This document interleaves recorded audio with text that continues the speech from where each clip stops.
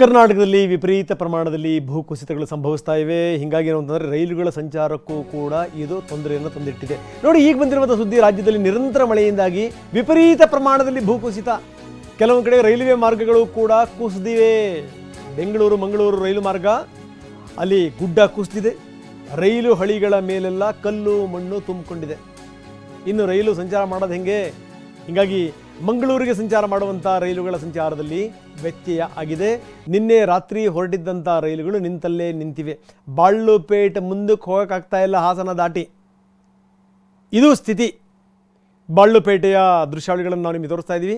ಅದರ ಹತ್ರ ಗುಡ್ಡ ಕುಸಿದಿರುವಂಥ ರೀತಿ, ರೈಲು ಹಳಿ ಮೇಲೆ ಗುಡ್ಡ ಯಾವ ರೀತಿ ಕುಸಿದಿದೆ ಅದನ್ನು ನಾವು ನಿಮಗೆ ತೋರಿಸ್ತಾ ಇದ್ದೀವಿ. ರೈಲ್ವೆ ಟ್ರ್ಯಾಕ್ ಇಲ್ಲಿದೆ ಅಂತ ನಂಬಕ್ಕೆ ಸಾಧ್ಯನೇ ಹೇಳಿ? ಹಗಲು ರಾತ್ರಿ ಕಾರ್ಯಾಚರಣೆ ನಡೀತಾ ಇದೆ. ರೈಲು ನಿಂತಲ್ಲೇ ನಿಂತಿದೆ. ಬೆಂಗಳೂರು ಮುರುಡೇಶ್ವರ ಎಕ್ಸ್ಪ್ರೆಸ್ ಸೇರಿದಂತೆ ಹಲವಾರು ರೈಲುಗಳು ತಮ್ಮ ಸಂಚಾರವನ್ನು ಸ್ಥಗಿತಗೊಳಿಸಿವೆ.